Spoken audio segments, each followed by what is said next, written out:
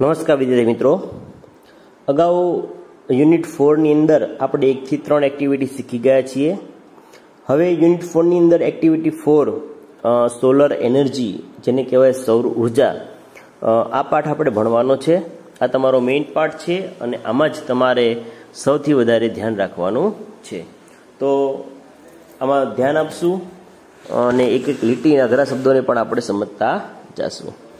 તો શરૂઆત કરીએ. In your science books you have read energy. Energy એટલે શું? તો કે એનર્જી એટલે ઉર્જા, બરાબર. તો ટૂંકમાં એવું કહે છે, તમારા વિજ્ઞાનના પુસ્તકમાં તમે શક્તિ ઉર્જા વિશે વાંચ્યું છે. Do you know what is meant by solar energy? શું તમે જાણો છો કે સૌર ઉર્જા એટલે શું? વેલ એટલે વારું. It is the energy from the sun. Energy from the sun, સૂર્યમાંથી મળતી ઉર્જા.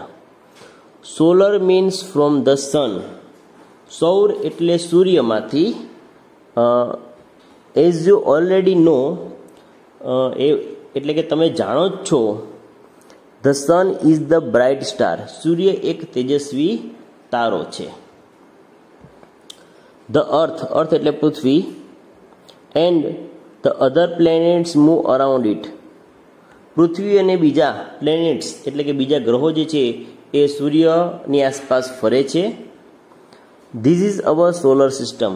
આ આપણી સૂર્યમાળા છે, એટલે કે સૌરમંડળ છે એવું કહી શકાય. ચલો નેક્સ્ટ ફકરા તરફ જઈશું. ઓકે, ત્યાર પછી ઇન ઇન્ડિયા એટલે ભારતમાં ધ સન યુઝ્યુઅલી એટલે સામાન્ય રીતે શાઇન્સ વેરી બ્રાઇટલી. શું કે છે?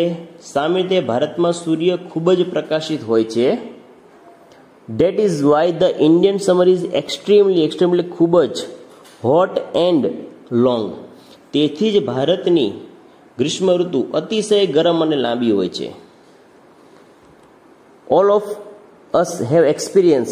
આપણે બધાને અનુભવ હશે ધ હોટ સમર ડેઝ. ઉનાળાના દિવસોનો અનુભવ થયો જ હશે. વી ફીલ રેસ્ટલેસ એટલે કે બેચેન ડ્યુરિંગ ધીસ સિઝન, કે આ ઋતુમાં આપણને બેચેની લાગે છે અથવા બેચેન બની જઈએ છીએ. The strong sun rays cause sunstrokes too. The strong sun rays એટલે સૂર્યના તીવ્ર કિરણો, સ્ટ્રોંગ એટલે તીવ્ર અને સન રેઝ એટલે કિરણો, કોઝ સનસ્ટ્રોક એટલે કે લૂ લગાડે છે. સનસ્ટ્રોક્સ એટલે લૂ લાગવી. We are forced to protect ourselves from the harsh rays of the hot summer sun. અહીંયા harsh એટલે પણ તીવ્ર કિરણો. સમર સન એટલે કે ઉનાળાના સૂર્યને ગરમ તડકો, કે ઉનાળાના ગરમ સૂર્યના તાપ સામે આપણી જાતનું રક્ષણ કરવાની આપણી ફરજ છે. પ્રોટેક્ટ એટલે રક્ષણ કરવું, બરાબર. However, તેમ છતાં we have invented many ways of protecting ourselves from the scorching heat. પણ આ દઝાડતી ગરમીમાંથી બચવા માટે આપણે ઘણા ઉપાયો શોધી કાઢ્યા છે. શું? ઘણા બધા ઉપાયો શોધી કાઢ્યા છે બચવા માટેના. અને લોકો નવા ઉપાયો એક્સપેરિમેન્ટ રોજ કરતા જ હોય છે. Now we have found a way to use the hot rays of sun.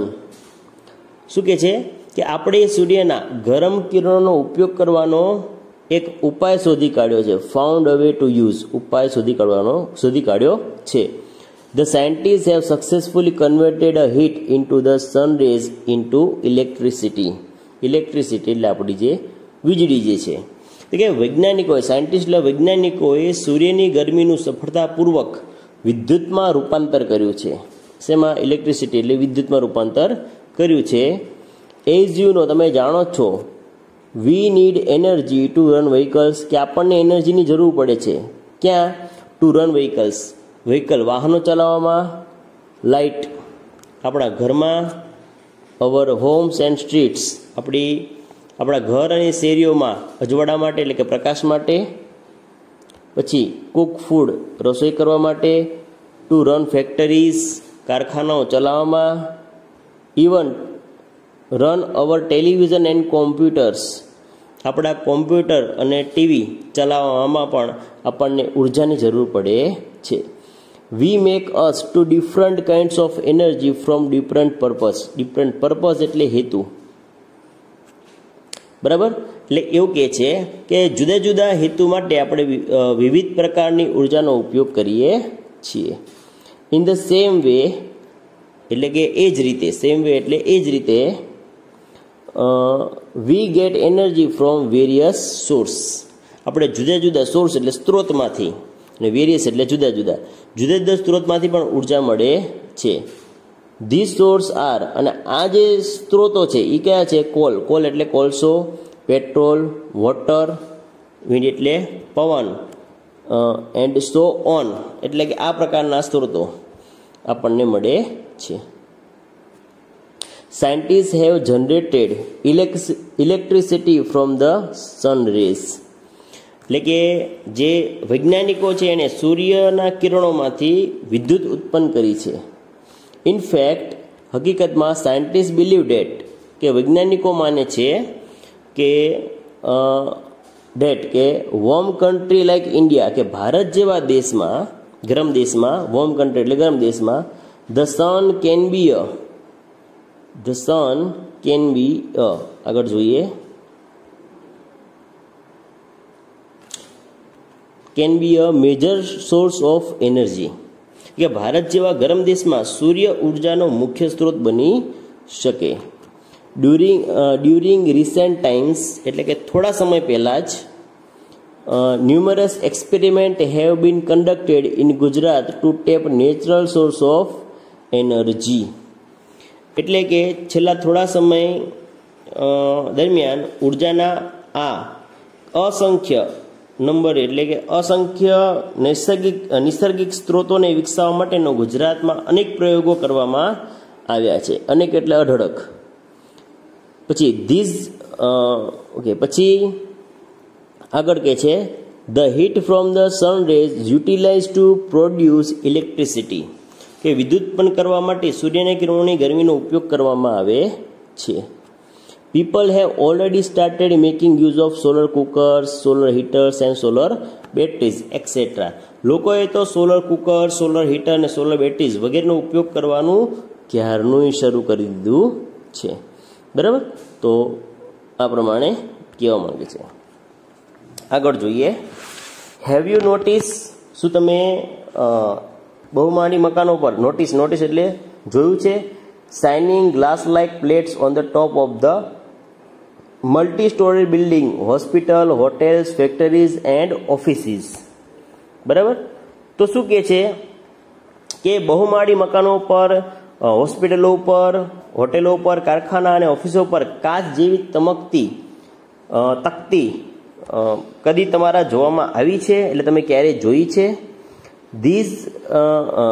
They are solar હીટર્સ. આ બધા જે હોય છે આ સૂર્યના કિરણોમાંથી એકઠી કરેલ તે બધા સોલર હીટર્સ છે.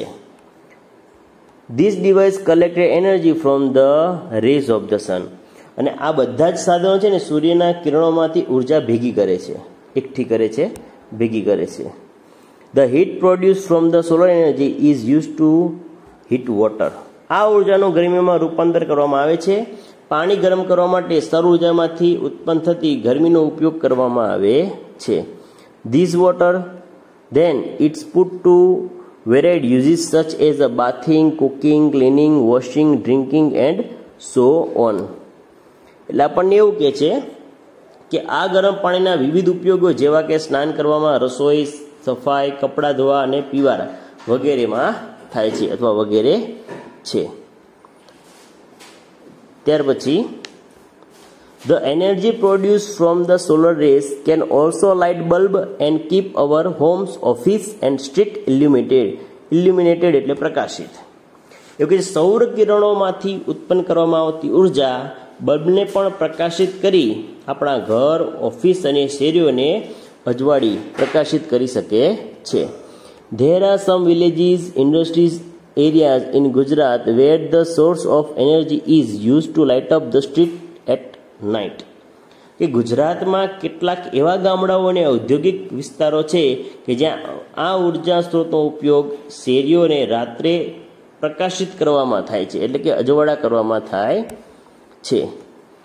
Thus, with their innovative ideas and hard work, scientists have turned a ban into blessing. ban એટલે અભિશાપ અને blessing એટલે આશીર્વાદ.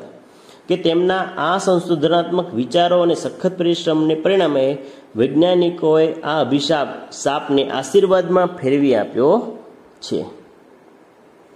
પછી આગળ, man has taken help of science and technology and developed varied ways of producing energy from the different sources.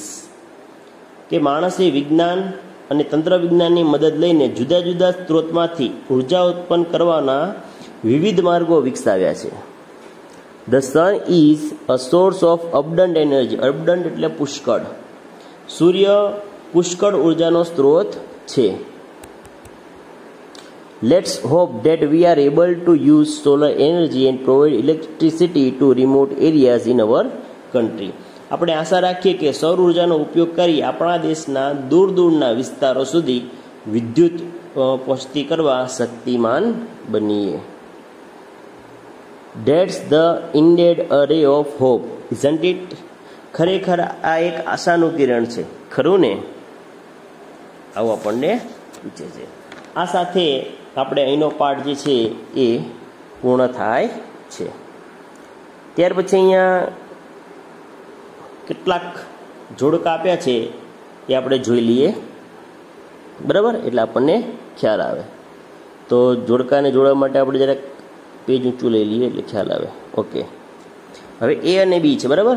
તો solar energy, તો એની સામે કયું આવશે જોડકામાં? Power produce by the sun, એ આવશે. ઓકે, ત્યાર પછી સોલર સિસ્ટમ. સોલર સિસ્ટમમાં a set of plants moving around the sun, એવું આવશે. રેસ્ટલેસ એટલે કે બેચેની, એના માટે અનઇઝી. સનસ્ટ્રોક લૂ લાગવી, તો એના માટે અહીંયા આપેલું છે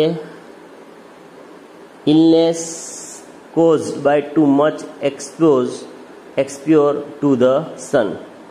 સ્કોર્ચિંગ, સ્કોર્ચિંગ માટે શબ્દ છે બર્નિંગ, બરાબર? જે આપણે અહીંયા જોઈ શકીએ છીએ. પછી કન્વર્ટેડ, અહીંયા બધું ફોરેનર્સ એવું લખેલું છે, તો એના માટેનું આવશે person to Born on coming from the another country, એટલે કે બીજા દેશમાંથી આવેલો વ્યક્તિ ફોરેનર્સ કહેવાય. કન્વર્ટેડ એટલે કે ચેન્જ, એના માટે શબ્દ આપેલો છે ચેન્જ. તો આ રીતે તમે જોડકા જોડી શકો છો. તમારે સામે સાચા જવાબ લખી નાખવાના છે. ચોપડીની અંદર તમે જોડી દેશો તો ચાલશે. ત્યાર પછી આપણે અહીંયા ટ્રુ ફોલ્સ છે એ જરાક જોઈ લઈએ. 6 આપેલા છે. ઓકે, ટ્રુ ફોલ્સ જોઈ લઈએ. Solar energy is the energy from a bright planet. આ સાચું છે કે ખોટું? તો કે ભાઈ ખોટું. તો અહીંયા ફોલ્સ, બરાબર? કૌંસમાં એને ખોટું લખી દઈએ. Solar energy can illuminate our homes. સાચું છે? હા, સાચું છે. તો અહીં લખશું ટ્રુ, સાચાની નિશાની. ત્યાર પછી scientist convert the sun rays into electricity. આ વાક્ય સાચું છે? નહીં, ખોટું છે. ફોલ્સ એટલે ખોટું, બરાબર? ત્યાર પછી food can be Cook with energy from the સન. આ સાચું છે? હા. આ રીતે તમારે લખવાનું છે. આ સાચું છે. છેલ્લા બે બાકી છે, જોઈ લઈએ.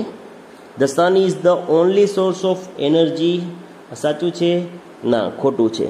5મું, એટલે અહીંયા આ રીતે લખશું, ખોટું. 6, there is a ray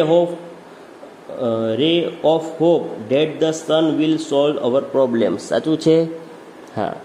તો ટ્રુ, સાચું છે. તો આ થઈ ગયા તમારા પાઠના ખરા ખોટા. તો આ હતી તમારી બેઝિક અને સંપૂર્ણ માહિતી પાઠ આધારિત અને સોલ્યુશન.